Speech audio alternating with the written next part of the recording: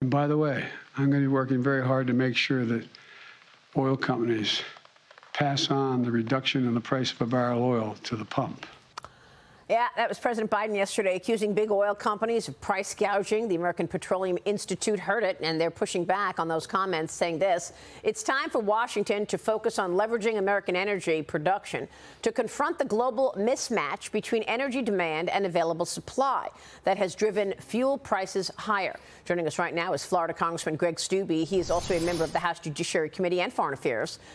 Congressman, it's good to see you this morning. Thanks very much for being here. And I'm glad that you're on the Foreign Affairs Committee, because isn't it true that oil and the energy policy is actually national security policy?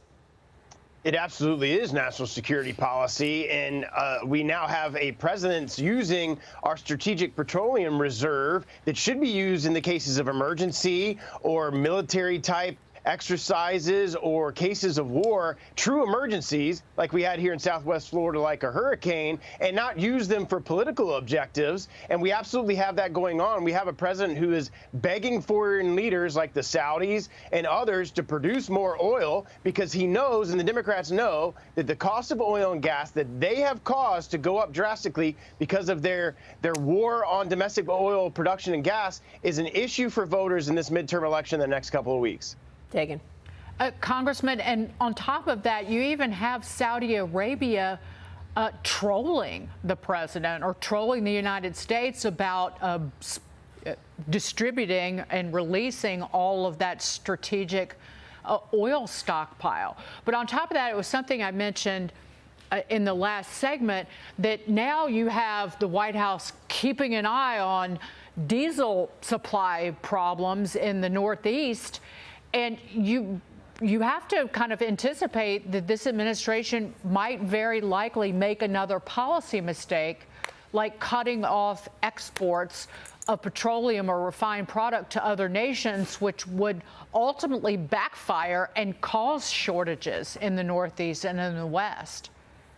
Yeah, it absolutely would do that. And it's a sad day in America where you have Saudi foreign ministers basically chiding our own president because they're calling them out for what everybody knows is happening. The decisions that they are making and have made have cut down the domestic production of oil and gas, basically shut it down. He said it when he was campaigning that he was going to do away with fossil fuels here in the United States, and it has hurt everyday Americans because of the price in oil and gas. And that is an underlying price that is leading to inflationary costs, because those products that are getting down here to Southwest Florida for hurricanes, for aluminum, for screen, for all the products that we're getting down here, not only is there inflation on that, but it takes diesel to drive those products down here to Southwest Florida and all across the country. So it adds on top of that inflationary aspect that we're seeing all across the country right now. Yeah, but Congressman, it's not just that. I mean, this whole climate change agenda is pushing business to China.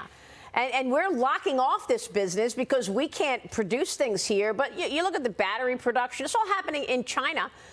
2 Chinese spies were charged after allegedly trying to bribe a U.S. official as part of an effort to obtain information about the criminal case against telecom company Huawei. Your reaction to what's happening now as we watch the CCP continue the stated goal of wanting to become the #1 superpower and overtake America, while the questions surround Joe Biden and whether or not he's compromised and cannot have a solid China policy and defend America because all of the money he's taken in? Yeah, absolutely. The Chinese Communist Party is the #1 national security threat to the United States. It's not Russia, it's the Chinese Communist Party. And we have an administration who's basically ignoring everything that they're doing because you have a president and the president's son that is completely compromised. Joe Biden's family has taken almost $1 billion, I think it's more than $1 billion in the companies that Hunter Biden was affiliated with, millions of dollars from the Chinese Communist Party. And you can't tell me that that doesn't corrupt your behavior and your decisions as it relates to foreign policy, as it specifically relates to the Chinese Communist Party. And the Americans know it. And when the Republicans get the majority back, we are absolutely going to do investigations on this so the American people can see the actual influence that the Chinese Communist Party has had on Biden, his family, and this administration. This is very dangerous, the things that we're talking about here, Congressman. We're going to keep a spotlight on it. Thanks very much. Greg Steube joining us this morning. Thanks for having me. In Florida.